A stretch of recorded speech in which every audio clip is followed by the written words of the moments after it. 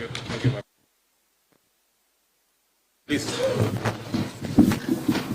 Asanteni sana. Please, let's take our seats. Thank you very much.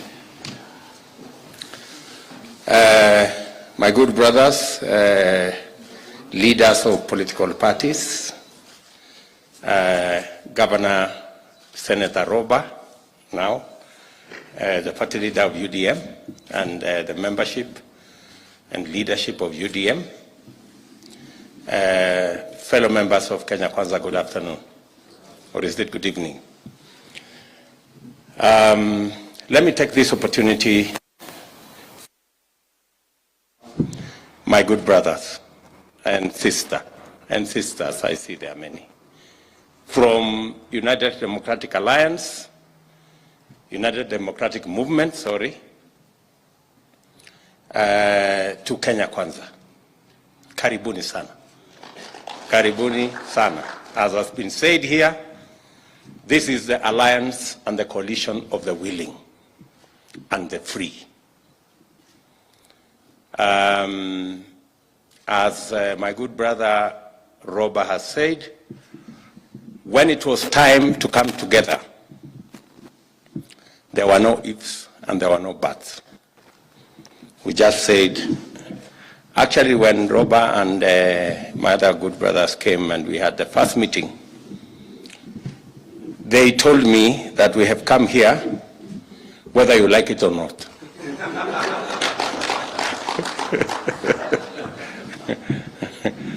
So there was no option of us not working together because we have a long history together. We have walked the political journey with many members of this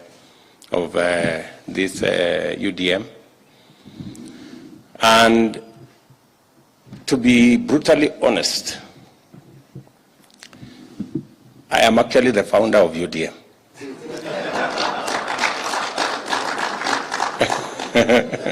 So thank you for bringing my party home. So the UDM, we formed this UDM party with Ruto Kirwa and Sambu and Jirongo way back in 1998.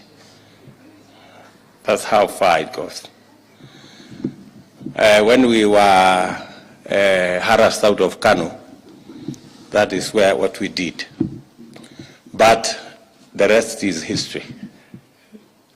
The news is that this afternoon, UDM becomes a member of Kenya Kwanza. Na karibuni sana. Let me also say I am truly grateful that as Kenyans, we are progressively appreciating that we can compete, we can hold different views, we can belong to different parties, but we can find a formula to work together for the greater good of the nation. And I think this is the journey we are engaged in at the moment. As has been said by Professor Kindiki, Kenya Kwanza has grown over time. Many members have joined. Many political parties have joined. Today, UDM has joined the Kenya Kwanza fraternity. And like all the other members that have joined before you, you will become an equal member of this alliance like all the others. You will participate with us in parliament, in governance, in the executive, and in every other aspect as we seek to consolidate our country, our development, and our progress. I want to assure you, members of UDM, that Kenya Kwanza is large enough to accommodate all of us. Our plan and our agenda is broad enough to accommodate all the ideas that will come from all the constituent parties and all the other leaders that form Kenya Kwanza. Karibuni sana on behalf of the other leaders of Kenya Kwanza. You're most welcome into this coalition. And as I told you, this is the coalition of the willing and the free. We have had occasion, many members who came to join us from the other side say they were never given an opportunity to read the contents of the agreement. They were never given an opportunity to interrogate whatever agreement they were being told to sign. And that is why, to date, there is only one agreement that is public, and that is the Kenya Kwanza Agreement. The other agreement for our competitors, nobody knows what it says, how it looks, and it is an insult to the people of Kenya to ask anybody in the 21st century to abide by an agreement they have never read, they have never seen, and they have never participated in formulating. I don't even know how our competitors manage to keep people in Azimio. They you know? And let me say, for the record, that because we believe in a free, in a society that people make choices without looking back, I want to confirm that what happened the last 4 years, where politics was criminalized, relationships were criminalized, association was criminalized, I want to promise Kenya that that is a chapter that is closed. Going into the future, this country shall continue to be the democratic nation that many Kenyans fought for. Association, relationships, friendships will be free, and nobody, no government institution will be used by anybody to criminalize friendships or associations or political affiliations. We want to have a country where people are free, ideas are free, relationships are free, association is earned, it's not coerced.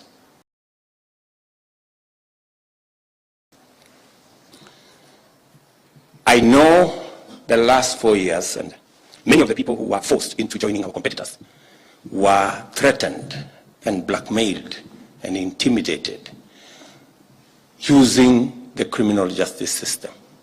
I promise the people of Kenya that the criminal justice system will exit from politics.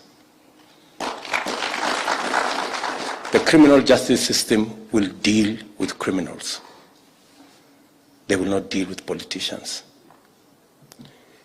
We will never use the to leverage political friendship, of political support, or political traction.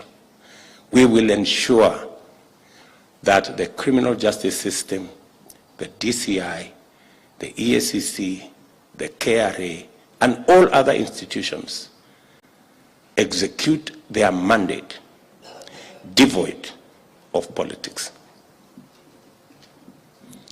I say so because I know many people who have suffered because of their political affiliations. So I want to tell even our competitors that they will have no fear. I know maybe because our competitors have used the criminal justice system to harass other people, maybe they think we will do the same. I want to promise the country we will not do it. because it is primitive and it is backward. We want to live in a society that is free. We want political support to be earned. We want friendship to be built. And we want a society that Kenyans are free. I promise the people of Kenya, this country is going to be free. That's why I'm saying our national security intelligence will focus on criminals and focus on terrorists and focus on those who want to harm our country, not on politicians and who they want to speak to and which association they want to belong to or which political party they want to belong to or who they want to associate with. We as politicians will do our thing. We will talk to each other. We will canvass each other.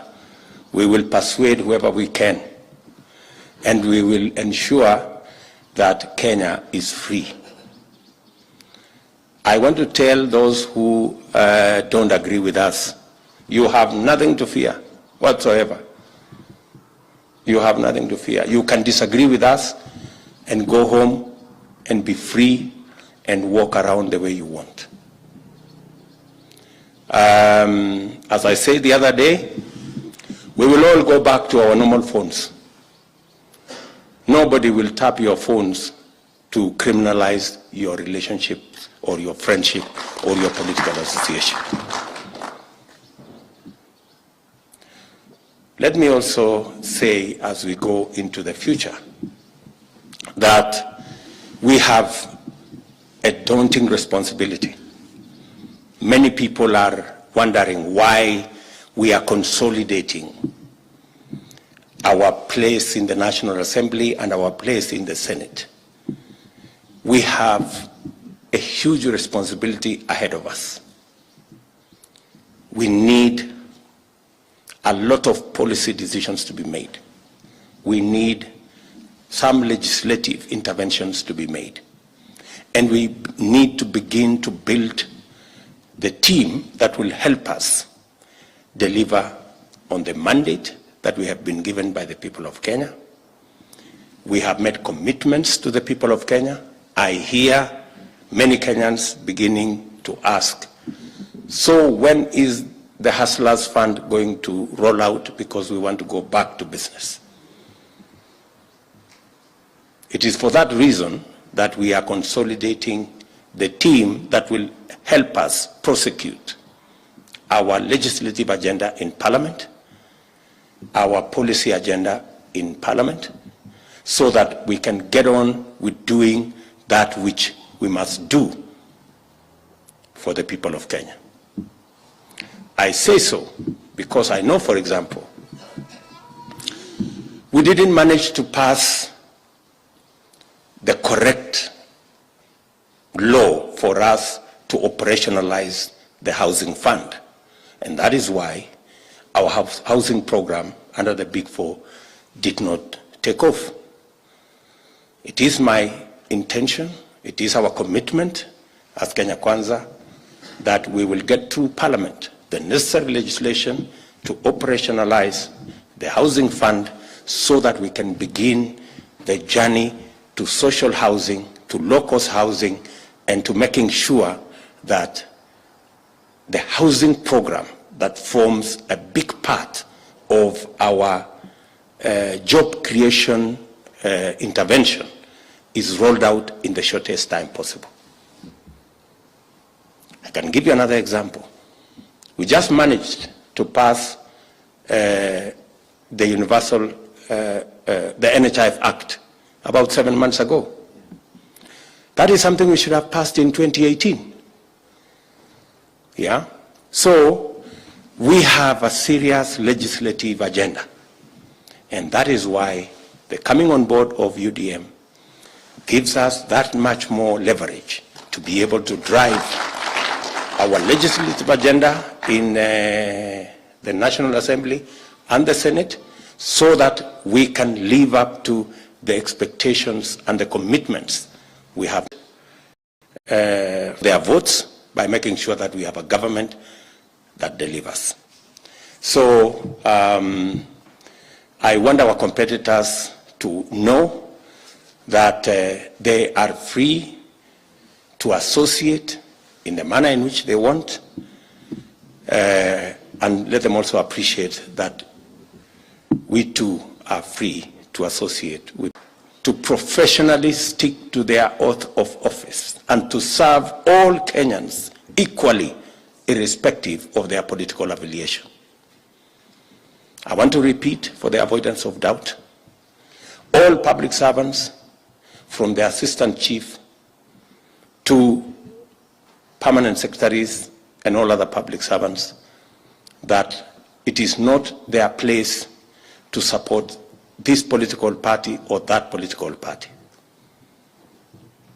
Every public servant, wherever they are, their jobs are protected by the Constitution. They have a code of conduct.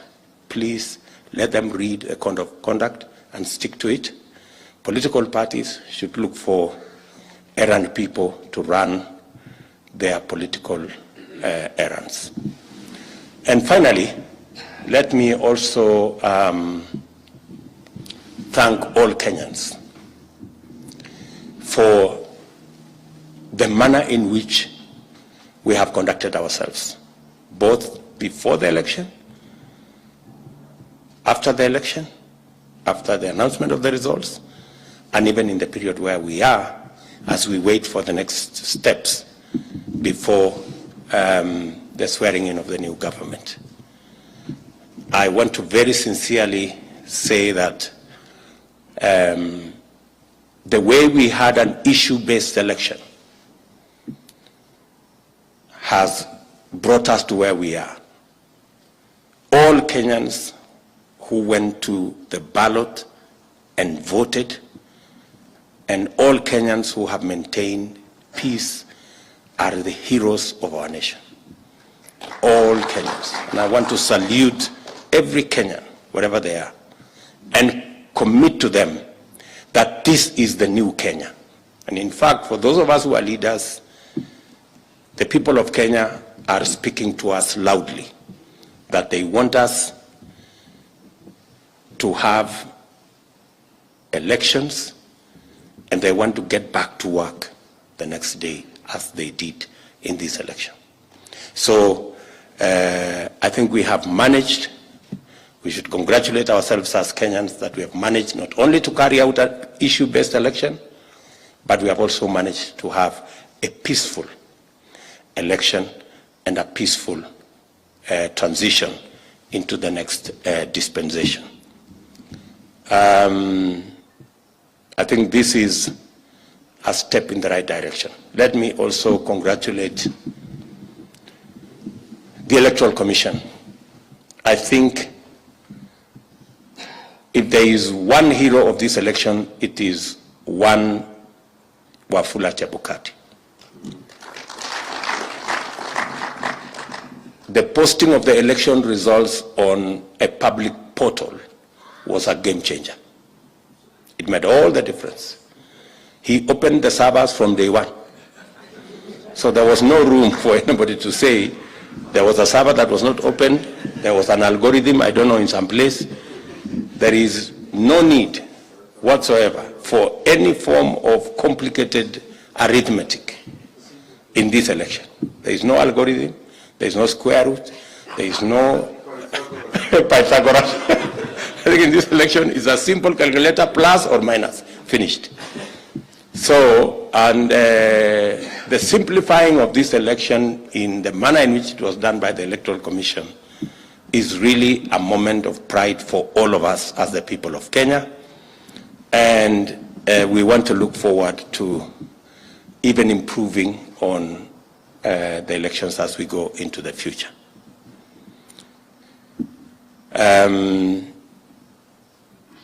I want to persuade also our competitors. We know there was a lot of stories before the election. There's been a lot of stories. I think it's time to deal with reality. The reality of numbers, the reality of the situation. So I still see our competitors trying to say they have the numbers in Parliament. I really don't know how they count these numbers. You know? Maybe it's the same formula they are using is the one that 0.01% is 142,000. Please, I think let's deal with reality. And we want to work with everybody. I want to commit to all the people of Kenya that no Kenyan, irrespective of how they voted, will be disenfranchised in any way. The government that we are going to form is the government of Kenya, and is going to serve those who voted for us and those who did not vote for us, because this will be the government of Kenya. Kenyans have no reason whatsoever to regret how they voted. Every Kenyan has a right to vote the way they want. And every Kenyan has a right to be served by their government at the national or at the county level, irrespective of who or how they voted. We will shortly be coming together as leaders, those who have the mandate elected by the people of Kenya, so that we can work together to serve the people of Kenya. This morning, I had a meeting with the president of the World Food Program, who was supporting us with close to 1.5 million people in Kenya. We are all aware of the situation where we are with food prices, and we have agreed on an early meeting in the course of next week to begin the journey to see how we can support our farmers to be able to produce so that we can no longer suffer the hunger that millions of our citizens are suffering. So we have begun the process of consolidating information so that it can inform our next move as we conclude the election process in all of us, and assure the country that we have a capable team to be able to take charge of the situation in the country and to take Kenya where we all want Kenya to be. So again, to my UDM brothers and sisters, karibuni sana. This is your home. As you have said, you are back home. Karibuni sana. You know where every space is. You know where the kitchen is. You know where every place is. And therefore, you don't need any orientation around here.